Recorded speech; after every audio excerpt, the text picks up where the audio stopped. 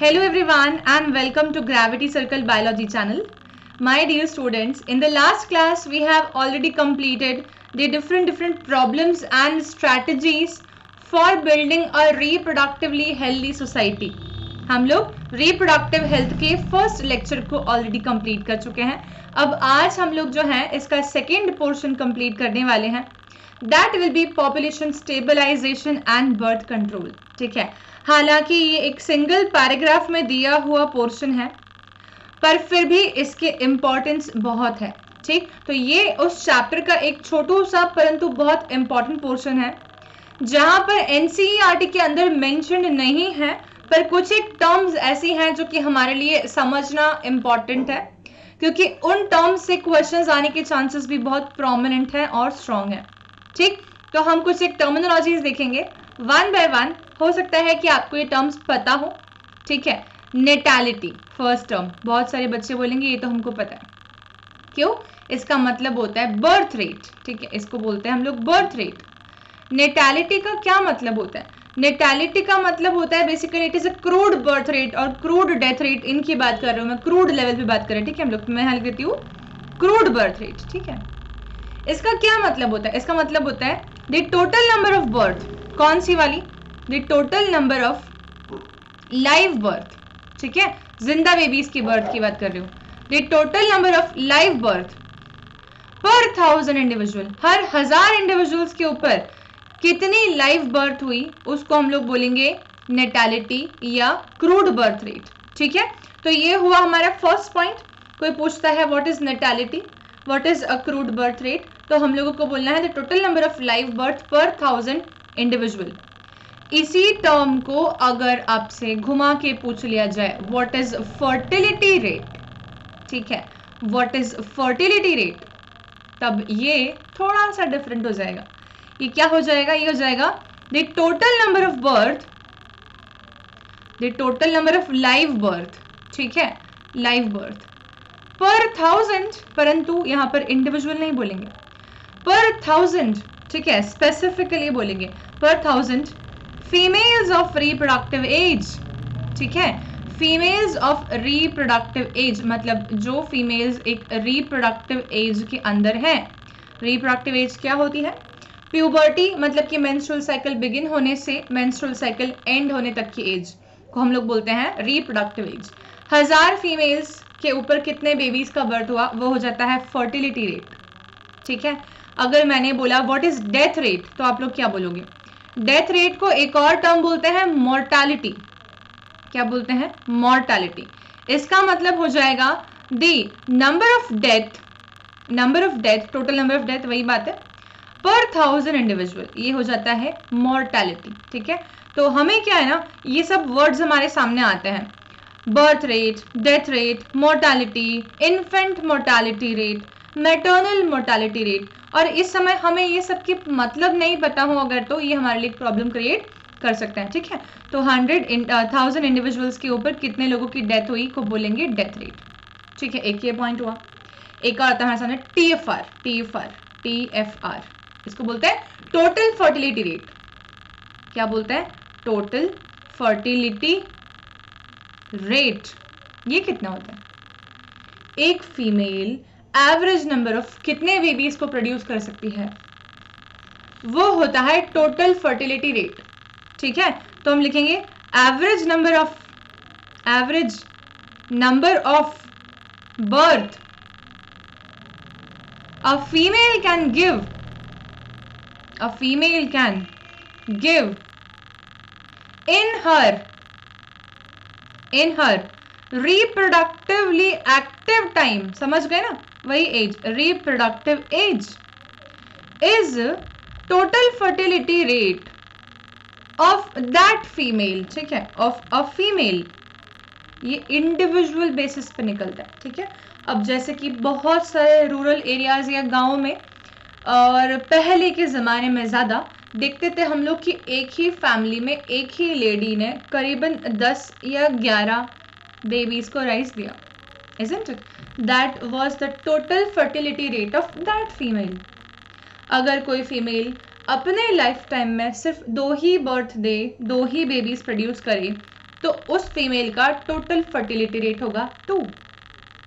आ रही बात समझ में? इस हिसाब से the total fertility rate will be variable individual wise, female to female vary करेगा। यहाँ पर क्या एजुकेशन का कोई रोल होगा? बिल्कुल। यहाँ पर क्या सोशल या इकोनॉमिक स्टेटस का कोई रोल होगा? बिल्कुल। एक बड़ी या एक ज़्यादा वेल एस्टैब्लिश्ड सोसाइटी के अंदर आप लोगों को ज़्यादा बेबीज नहीं देखने को मिलेंगे, आप लोगों को 1 या 2 बेबीज देखने को मिलेंगे मोस्टली, इजंट इट? एक इकोनॉमिकली रिच फैमिली के अंदर बहुत सारे बेबीज आप लोगों को देखने को नहीं मिलेंगे। तो ये कुछ एक चीज़ें हैं जो कि वेरिएबल फैक्टर्स से अफेक्ट होती हैं। बहुत सारे फैक्टर्स रहते हैं जहाँ पर literacy, education, empowerment, job opportunities and money matters, ठीक है? These all things are going to affect the number of individuals, ठीक है? How strange this is, but this is true. Okay, तो first is natality, death rate, total fertility rate, ये सारी बातें हमारी समझ में आ गई हैं। एक और हमारे सामने टर्म आती है, उसको बोलते हैं हम लोग, मैं बताती हूँ, एक मिनट रुको है ना, एक और स्क्रीन लेते हैं हम लोग। एक हमारे सामने टर्म और आती है और वो होती है रिप्लेसमेंट लेवल। ये क्या है? Replacement level total fertility rate को ही बोलते हैं, ठीक है? लेकिन रिप्लेसमेंट लेवल का एक अलग डेफिनेशन बन सकता है, इसीलिए बता रही हूँ। रिप्लेसमेंट लेवल का मतलब होता है how many babies a couple should produce, कि वो उसको रिप्लेस कर दें। बताओ, how many babies a couple should produce, कि वो उसको रिप्लेस कर दें, बताओ, ठीक है? तो हम लोग बोलेंगे कि एक कपल 2 बेबीज प्रोड्यूस करे तो एक मेल एक फीमेल, उनका रिप्लेसमेंट हो गया, इजंट इट? तो how many babies a couple should produce to replace themselves will be the replacement level. तो मुझे बताओ रिप्लेसमेंट लेवल कितना होना चाहिए? नंबर पे जाएं तो इट शुड बी 2, ठीक है? तो इट शुड बी आइडियली 2, ऐसा बोलना चाहिए, इट शुड बी आइडियली 2, ठीक है? यार एक मिनट, मैं ना फोन थोड़ा साइलेंट कर लूं so that it would not create imbalance. Okay wait, हाँ अब ठीक है। It should be ideally 2 replacement level. इसका मतलब क्या होता है? The number of babies a couple should produce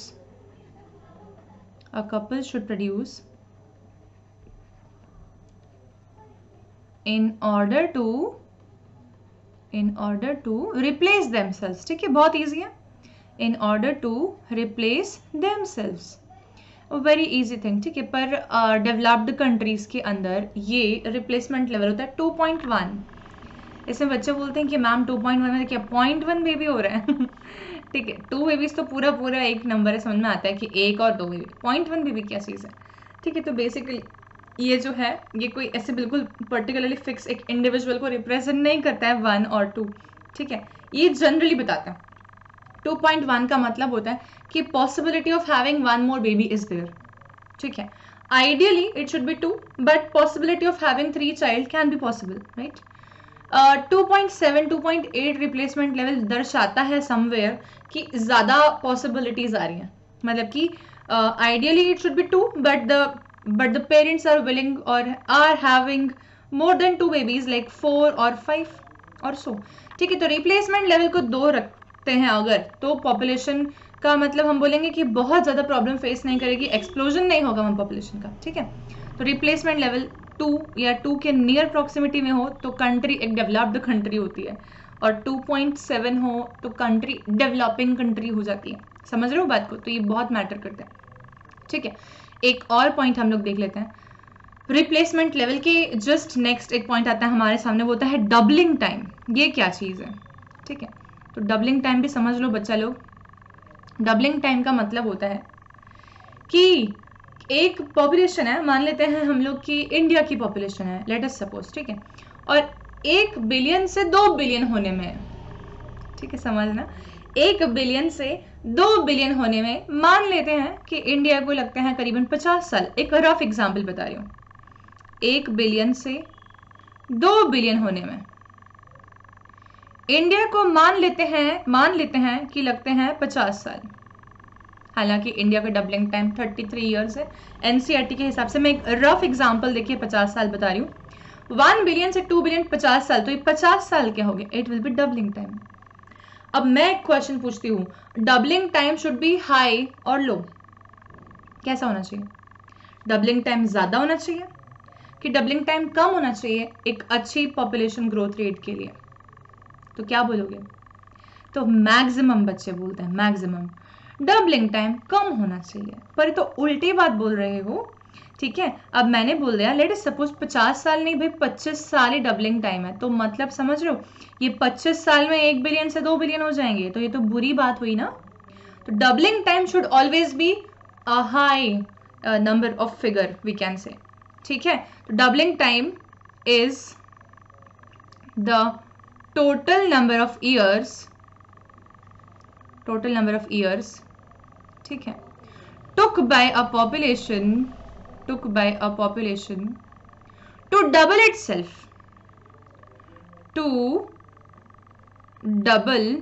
itself, ठीक है, एक पॉपुलेशन का डबल साइज हो जाना, इस अवधि को, इस समय को हम लोग बोलते हैं doubling time. And it should be more, it should not be less. ठीक है, तो ये सभी लोगों को ध्यान रखना है और बहुत इंपॉर्टेंट क्वेश्चन है ये, इसमें जनरली पूछा जाता है और पता नहीं क्यों उस समय दिमाग में आता है कि यार डबलिंग टाइम तो लो होना चाहिए, परंतु डबलिंग टाइम क्या होना चाहिए? Ideally it should B high, it should always B high,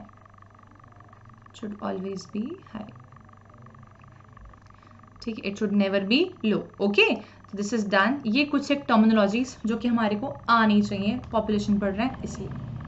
NCERT की भाषा की बात करते हैं। ठीक है, तो एनसीईआरटी बताती है हम लोगों को कुछ एक आंकड़े, वो आंकड़े क्या है, उन आंकड़ों को बहुत पैराग्राफ के फॉर्म में पढ़ने की जरूरत नहीं होती कभी, एकदम सिंपल पढ़ के देखेंगे हम लोग। ठीक है, मैं एक और स्लाइड लेती हूँ आप लोगों के लिए, या मैं यही साइड में लिख देती हूँ, there is a lot of space, यहाँ से ऊपर तक लिख देती हूँ, मुझे लग रहा है मैं यहाँ तक आ रही होंगी।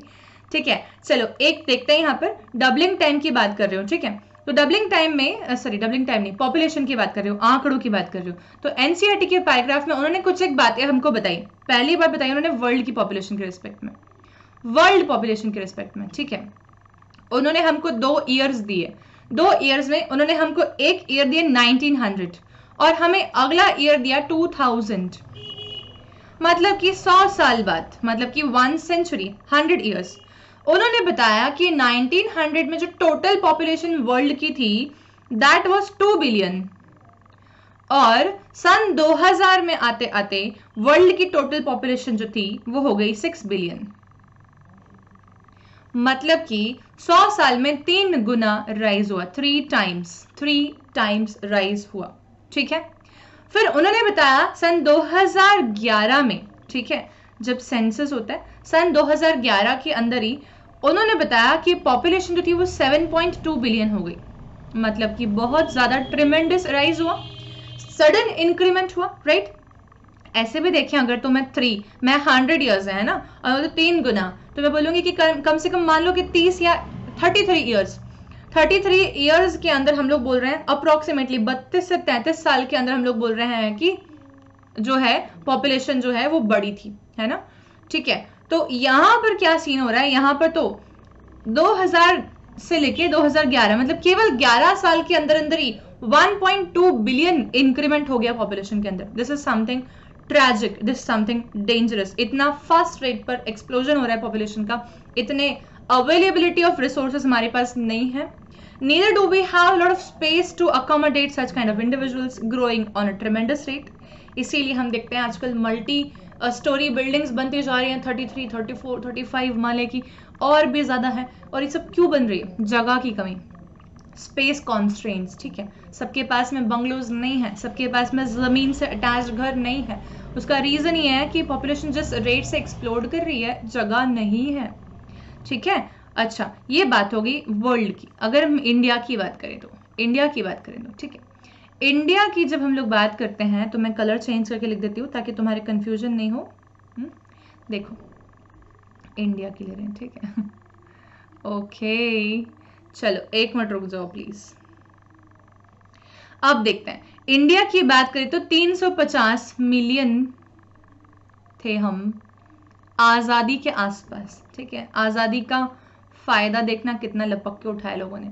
1947 में 350 मिलियन थे, जो कि सन 2000 आते आते 1 बिलियन हो गए 2000 में, और 1 बिलियन क्रॉस कर गए हम लोग, मतलब कि 1.2 बिलियन हो गए। कब? 2011 मई में, ठीक है। तो ये समझना, ये क्या ट्रेमेंडस इंक्रीमेंट दिखा रहे हैं, पॉपुलेशन के एक्सपांशन को दिखा रहे हैं, पॉपुलेशन के एक्सप्लोजन को दिखा रहे हैं। और ये सब चीज़ें क्यों हुई होंगी, इसके बहुत सारे रीजंस हैं। बहुत सारे रीजंस में कुछ एक रीजंस ये है कि क्योंकि हेल्थ केयर फैसिलिटीज इंप्रूव हुई तो डेथ रेट डिक्रीज हुआ, लोग कम मरने लगे, मदर्स और इन्फेंट की डेथ नहीं हो रही थी, ठीक है।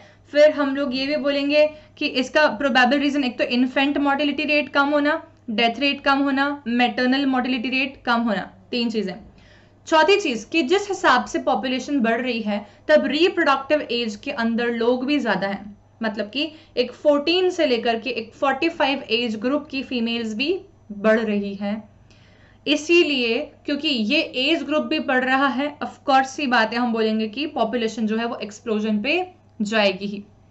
Therefore, something need to be done, इसके लिए कुछ करना पड़ेगा। ये अलार्मिंग रेट है, एक बहुत तरीके से बोला जाए तो एक ऐसा पॉपुलेशन एक्सप्लोजन रेट है जो कि नहीं होना चाहिए, क्योंकि इस प्रकार से अगर एक्सप्लोड होती गई पॉपुलेशन तो एट अ टाइम हम बोलेंगे कि पॉवर्टी और अनएजुकेशन और अनएम्प्लॉयमेंट और ये सब चीजें बढ़ेंगी, जो कि कोई भी नहीं चाहता कि उनकी कंट्री में बढ़े, ठीक है। तो इसके कारण से बहुत सारे सीरियस मेजर्स लिए जाएंगे जो कि पॉपुलेशन को कंट्रोल करे या बर्थ को कंट्रोल करे, जिसको हम लोग पढ़ेंगे एक पूरी प्रॉपर कैटेगरी में, हम बोलेंगे कॉन्ट्रासेप्टिव्स, ठीक है।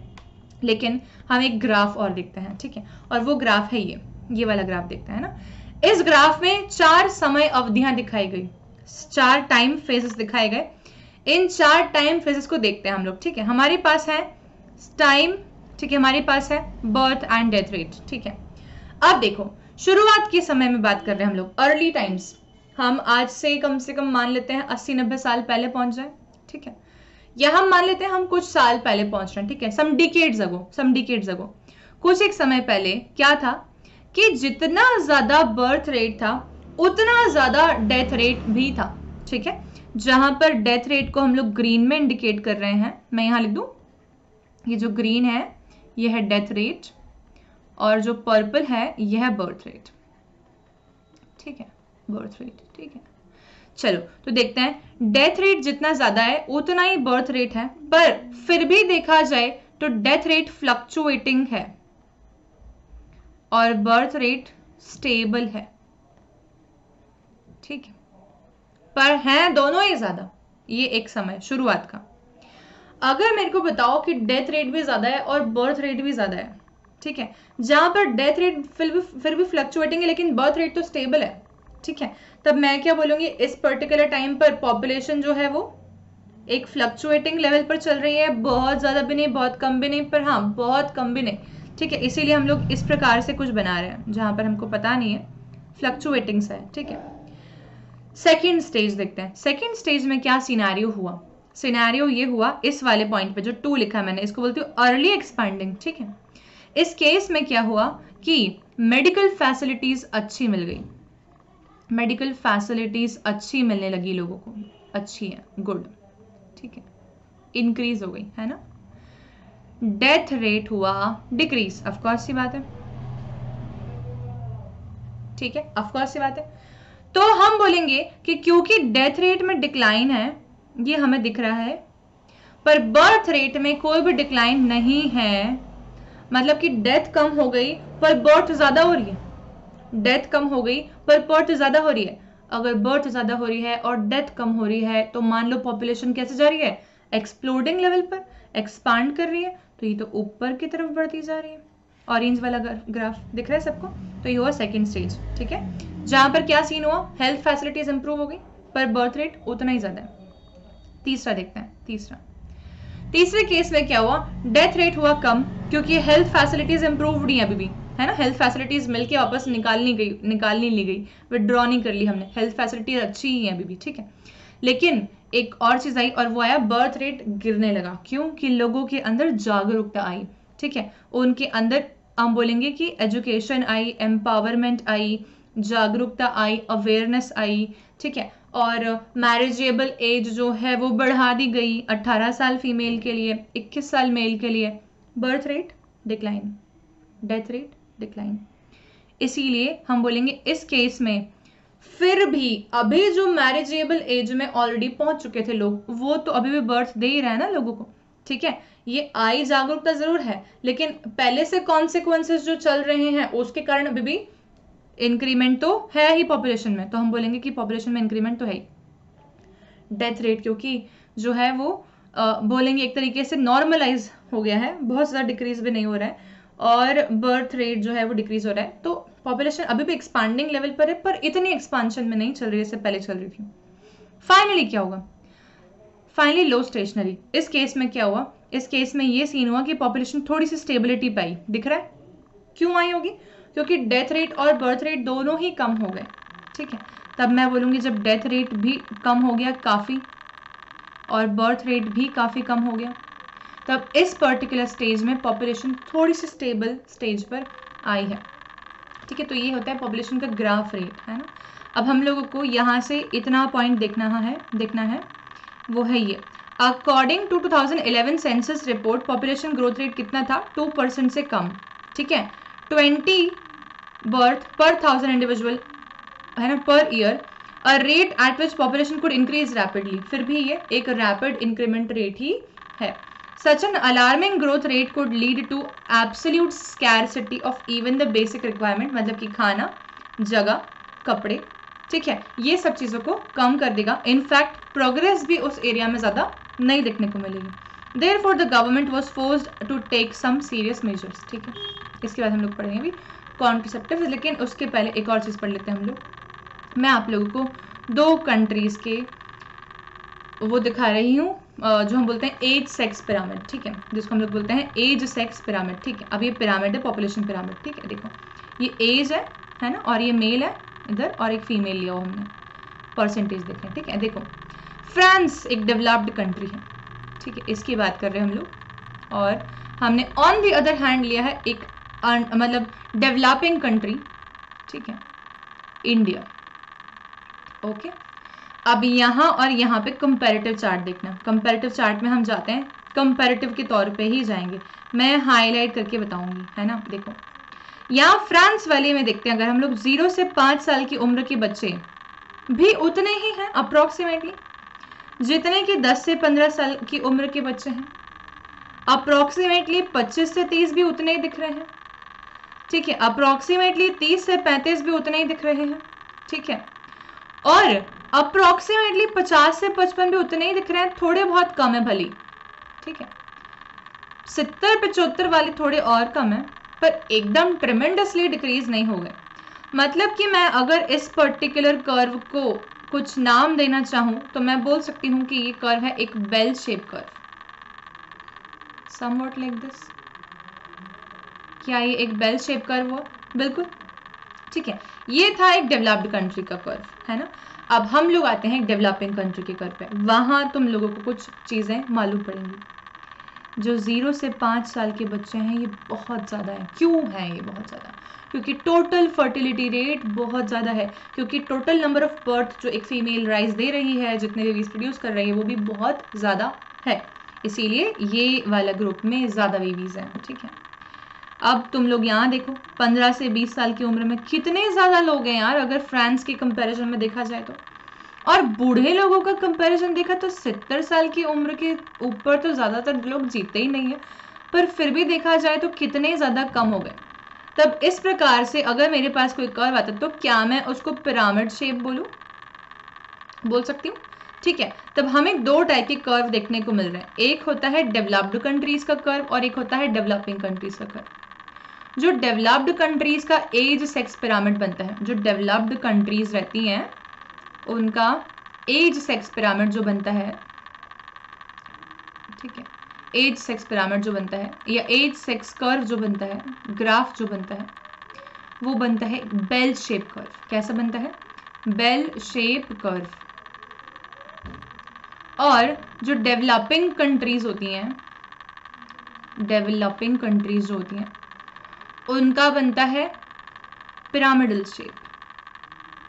ठीक है, और ये नहीं होना चाहिए, क्योंकि अगर ये होता है तो ये सीन एक प्रॉब्लमेटिक सीन है जहां पर पॉपुलेशन एक्सपांशन होगा ही और उसको रोका नहीं जा सकता, क्योंकि हम बोलेंगे अर्ली बेबीज का जो नंबर है वो बहुत ज़्यादा है, जो रिप्रोडक्टिव एज के अंदर इंडिविजुअल्स हैं उनका नंबर बहुत ज़्यादा है, और जो एजेड लोग हैं उनका नंबर बहुत कम है। ये इंडिकेशन है कि पॉपुलेशन ट्रेमेंडस तरीके से इंक्रीज होगी।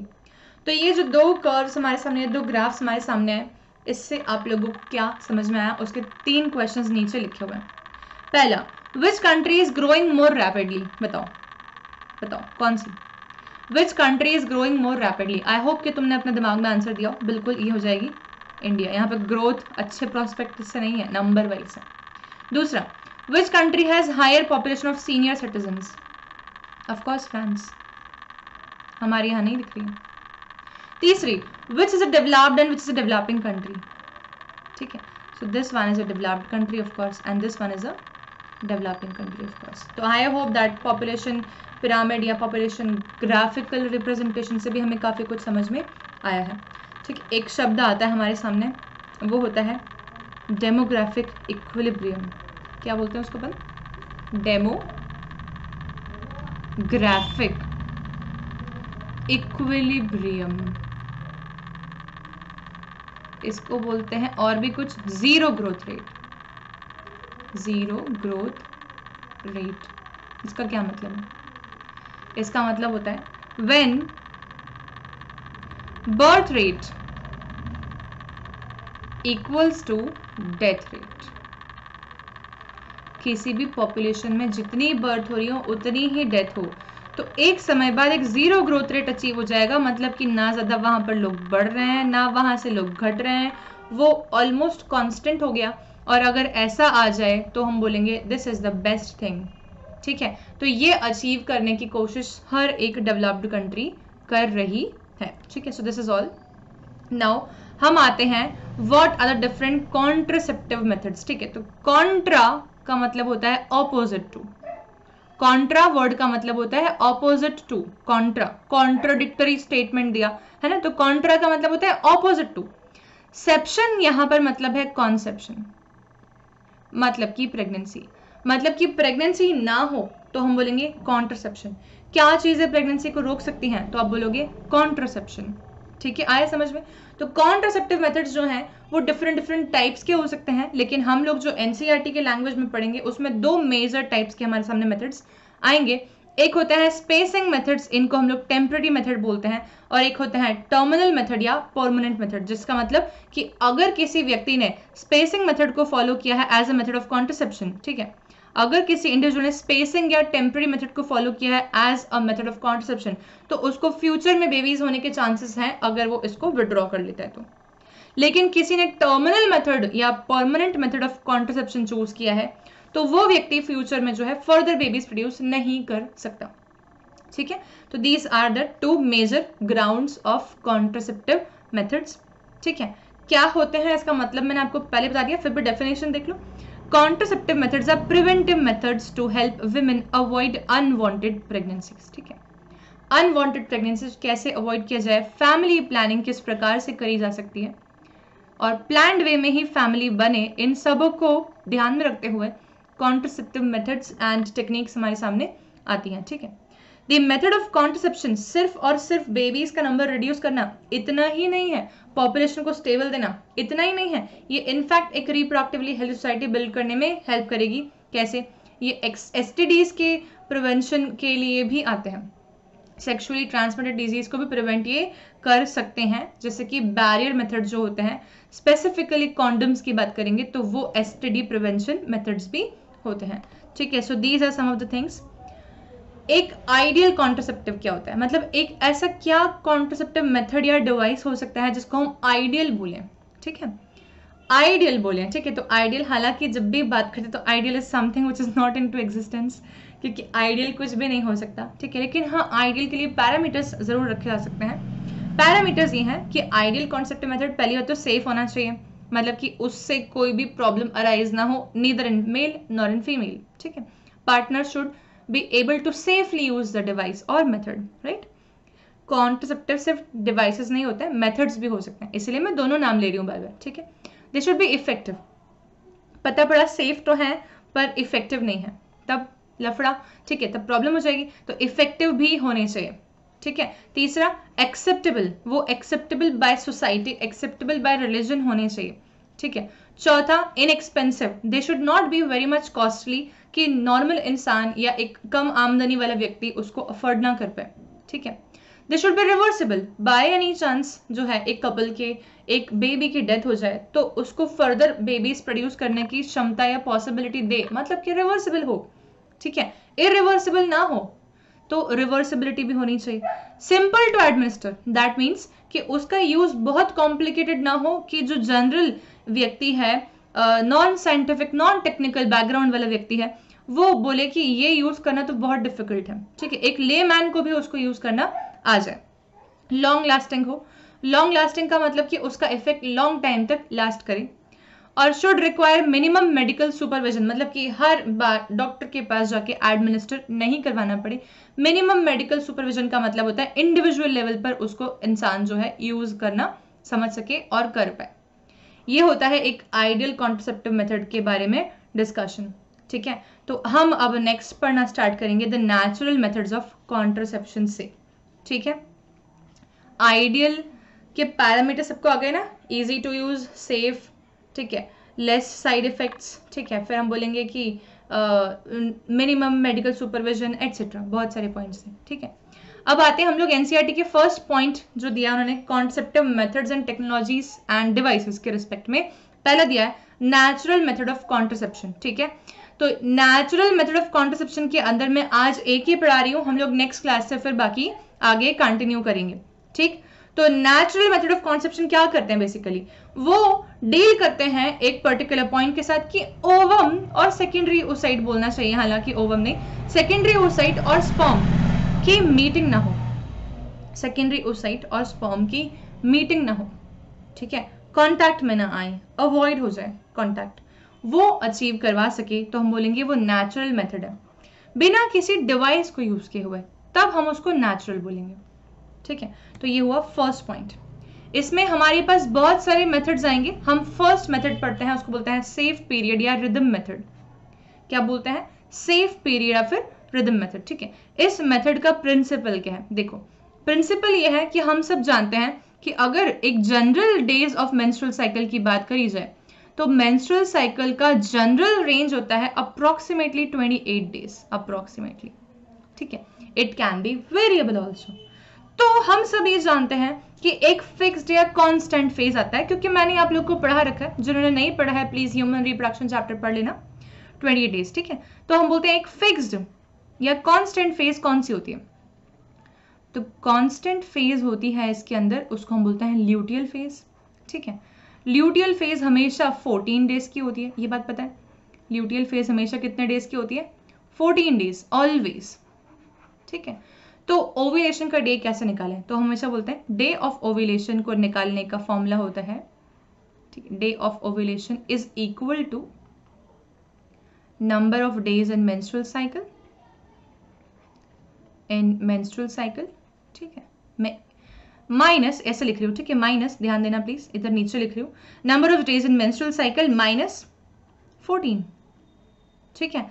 तो मुझे बताओ अगर 28 डेज की साइकिल है तो ओव्यूलेशन का डे क्या होगा, सब निकाल लेंगे ना, देख लो फटाफट से, अपन देख लेते हैं यहाँ पर, ओके।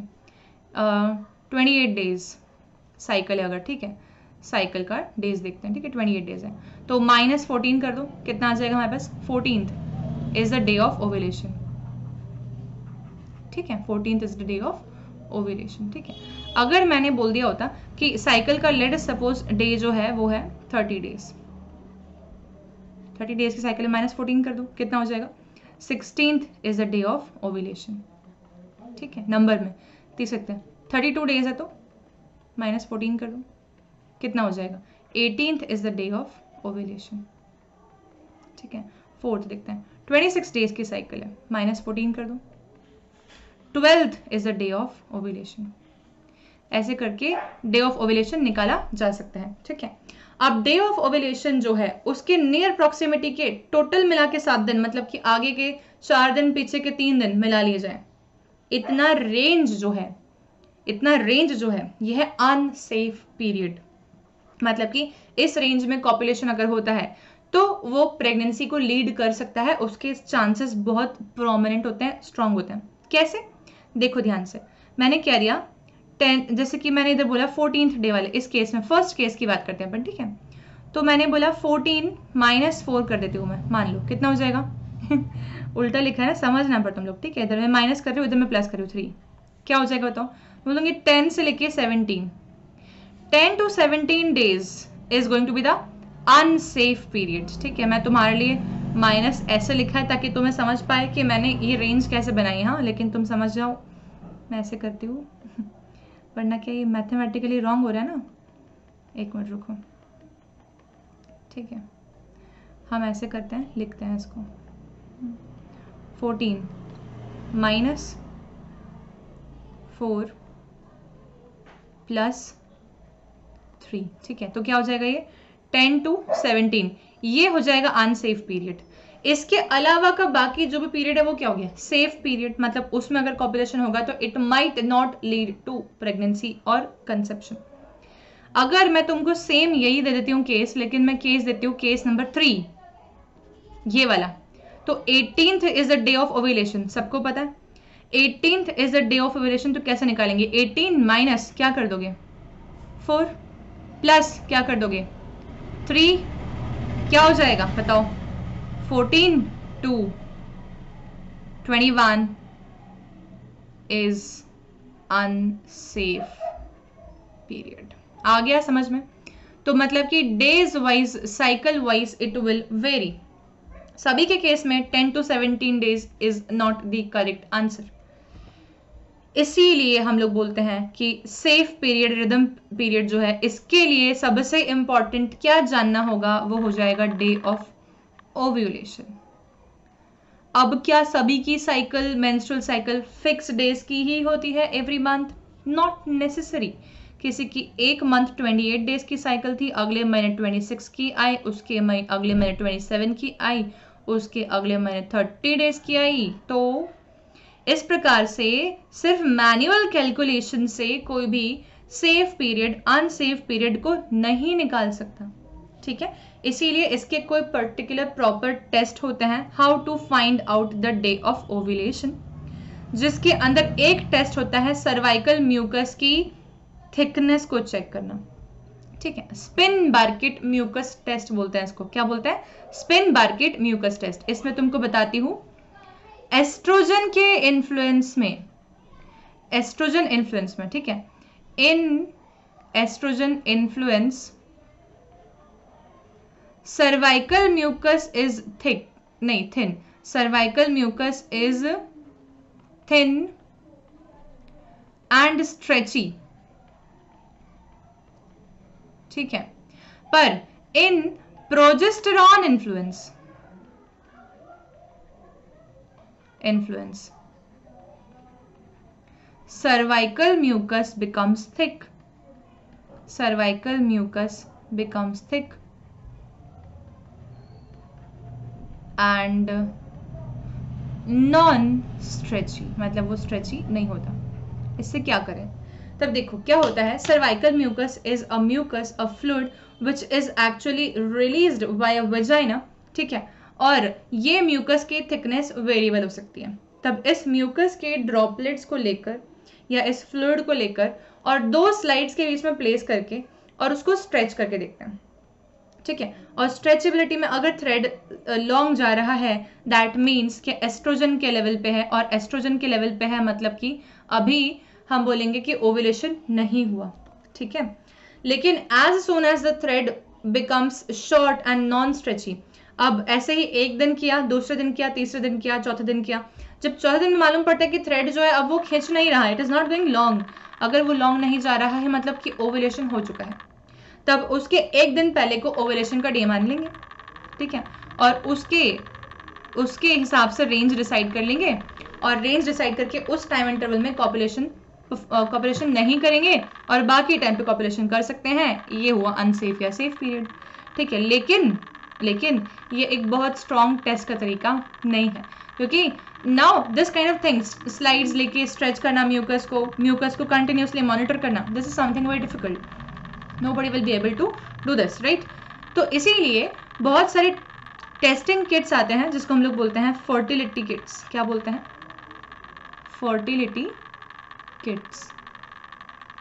वो फर्टिलिटी किट्स यूरिन के अंदर प्रेजेंट LH लेवल का हार्मोन, अभी प्लीज HCG मत बोलना कोई भी, क्योंकि मैं प्रेगनेंसी किट की बात नहीं कर रही हूँ, मैं फर्टिलिटी किट की बात कर रही हूँ। यूरिन के अंदर LH हार्मोन का लेवल चेक करने के लिए किट्स आती हैं और ये LH हार्मोन का लेवल चेक करके बताया जा सकता है LH जिस दिन मैक्सिमम होगा उस दिन ओव्यूलेशन हुआ होगा और ओव्यूलेशन के नियर प्रॉक्सिमिटी में कॉपुलेशन को अवॉइड करना है, ठीक है। तो ये होगा फर्टिलिटी किट्स के मदद से भी हो सकता है। स्पिन बार के टेस्ट तो पॉसिबल था, पर वो एक टफ टेस्ट है क्योंकि उसको रेगुलर मॉनिटर करना है। यूरिन का एक ड्रॉप लेके और LH हार्मोन का लेवल मेंटेन चेक करना, ये एक ज़्यादा इजी मेथड होगा। और इसके साथ में एक और चीज़ होती है, वो ये होता है कि एक फीमेल का बेसल बॉडी टेम्परेचर पूरे के पूरे ल्यूटियल फेज में ज़्यादा आता है, ठीक है। क्यों?